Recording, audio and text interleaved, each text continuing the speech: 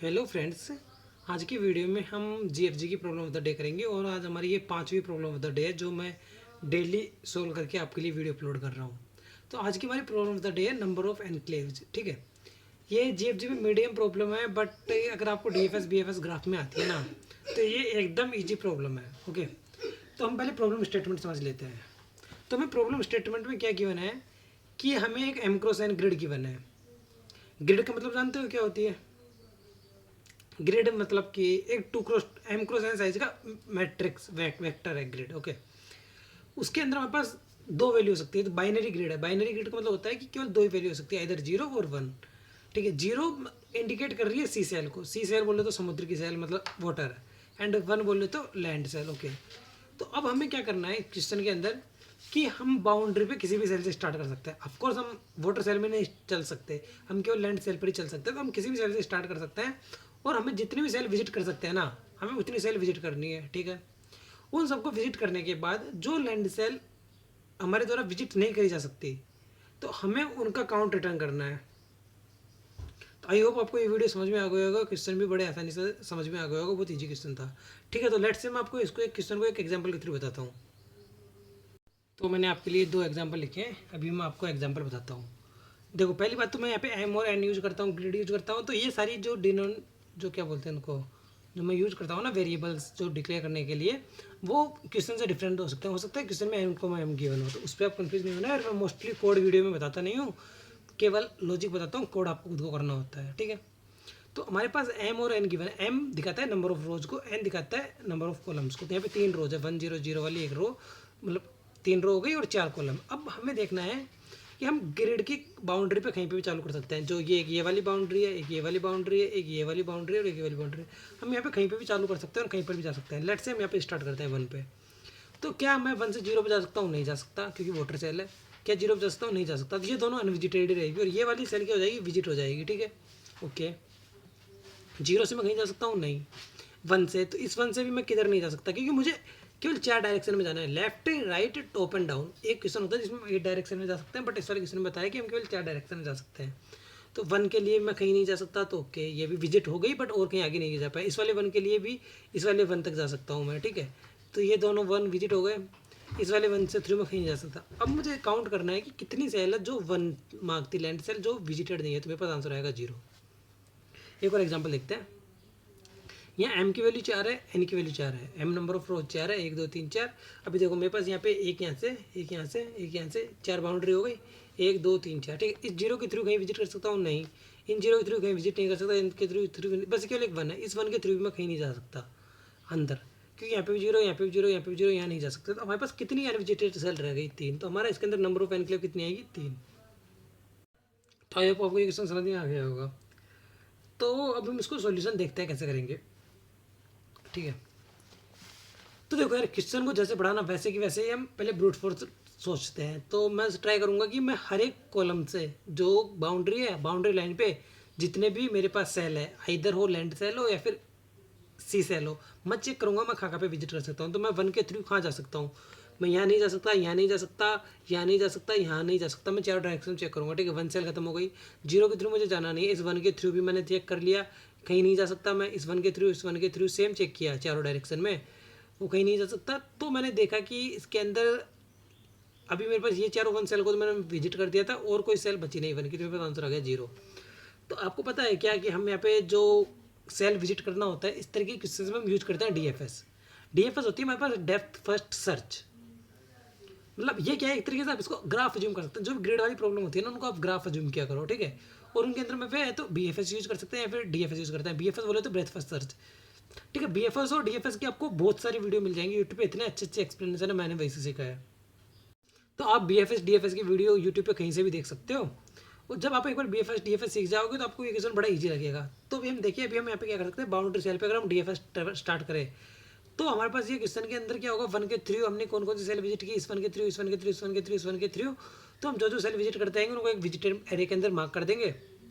ठीक है, और जो जो सेल लास्ट में विजिट नहीं कर पाएंगे हम, वो हमारे पास क्या हो जाएगी, अनविजिटेड सेल। उनमें से देख लेंगे कौन कौन सी लैंड सेल है, उनको हम बता देंगे ये हमारे काउंट करके आंसर है। इन द सेम वे यहाँ पे भी अगर मैं यहाँ पे देखूँ, यहाँ से अगर विजिटेड सेल मार्क करता तो यहाँ तक जा सकता था। इस वाले केस में मैंने यहाँ पे किया, इसके अलावा कहीं और विजिट नहीं मार्क कर सकता मैं, तो मेरे पास कितना हो जाएगा, 3 सेल बच जाएगी। तो आई होप आपको ये एक्सप्लेनेशन समझ में आया होगा, DFS क्यों लगानी है, कैसे लगानी है, और इसके हम थ्रू BFS के थ्रू भी सॉल्व कर सकते हैं। मैं एक DFS और BFS का एक सेपरेट वीडियो भी बना दूंगा और आप यूट्यूब पे देख सकते हैं।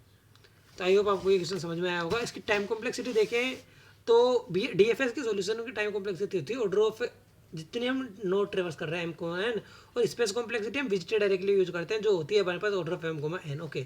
तो जो हमारी टाइम और स्पेस कॉम्प्लेक्सिटी आएगी ऑर्डर ऑफ M आएगी। और इसके अंदर एक कैच ये है कि हमारे पास ग्रिड के अंदर वैल्यू 0 और 1 है, तो हम क्या कर सकते हैं कि जो लैंड सेल विजिट हो गई ना, उनको हम मार्क कर देंगे ग्रिड के अंदर ही 2 से। तो हम क्या कर सकते हैं, विजिटेड की रिक्वायरमेंट को भी हटा सकते हैं। कैसे, क्योंकि अगर मैंने सपोज करो कि एक एग्जांपल के थ्रू बताता हूँ आपको, चलो DFS का इसका मैं क्या करता हूँ, ड्राई रन कर देता हूँ, इससे आपको और ज़्यादा इजीली समझ में आ जाएगा। तो मैंने यहाँ पे एक एग्जांपल लिया है, इसमें नंबर ऑफ रोज कितनी है, 5 है, n की वैल्यू 4 है, ठीक है। तो अभी हम देखते हैं यहाँ पे किस तरीके से DFS सोल्व करते हैं।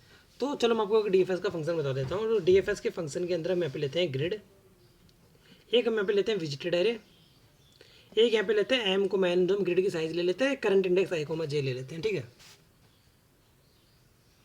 और DFS के थ्रू हम रिटर्न कर रहे हैं वॉइड नथिंग, ओके। तो देखो हम क्या करते हैं यहाँ पे कि अभी हम देखते हैं यहाँ पे I, J, अगर ये वाली सेल ऑलरेडी विजिटेड है तो क्या करना है, अगर विजिटेड नहीं है तो क्या करना है, ठीक है। तो हम क्या करते हैं, I, J को एक वैलिड वैल्यू ही पास करते हैं।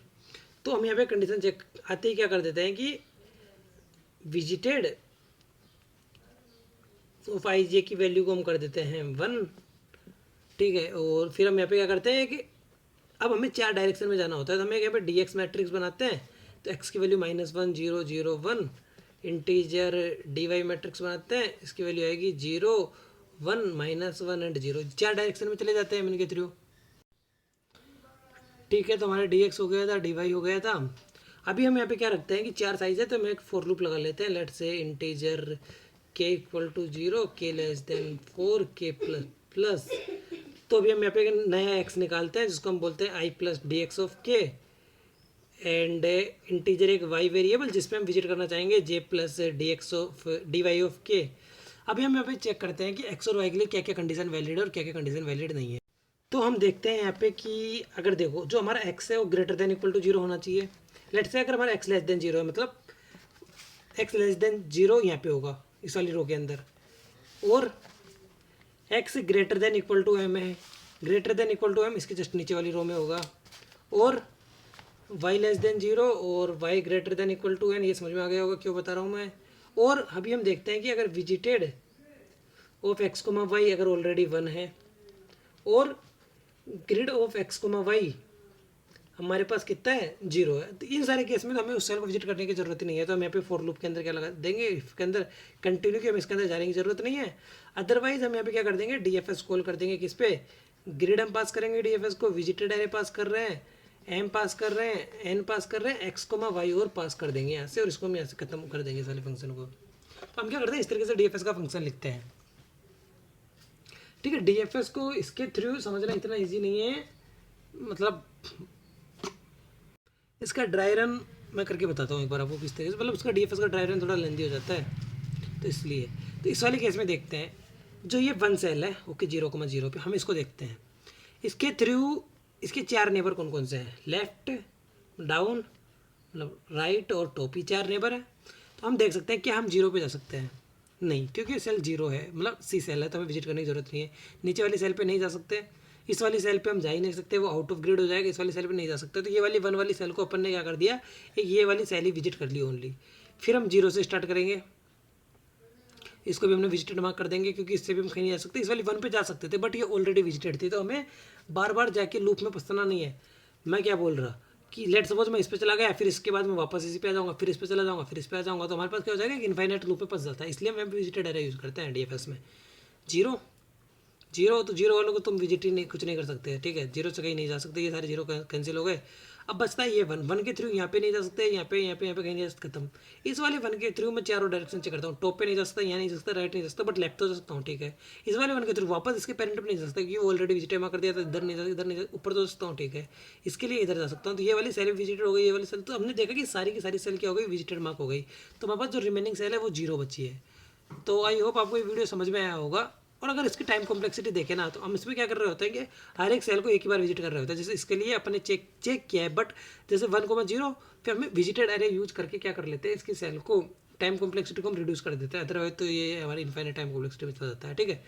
तो आई होप आपको ये वीडियो समझ में आया होगा। नहीं आया, जो भी कमेंट है, डाउट करके कमेंट है, मतलब जो भी डाउट है कमेंट करके पूछो, मैं ट्राई करूँगा आपको समझाने की। और मुझे वीडियो बनाने का इतना एक्सपीरियंस नहीं है, तो हो सकता है कि मैं आपको अच्छे से नहीं समझा पा रहा हूँ। तो आप मुझे अगर सजेशन दोगे तो और भी वीडियो अच्छे होंगे, वीडियो की क्वालिटी इंक्रीज होगी। वीडियो को लाइक करें, चैनल को सब्सक्राइब करें, चैनल को ग्रो करें, सो दैट जितना ग्रो होगा, जितने कमेंट आएंगे उसी बेसिस पे मैं अच्छे से वीडियो बना पाऊँगा। Thank you very much.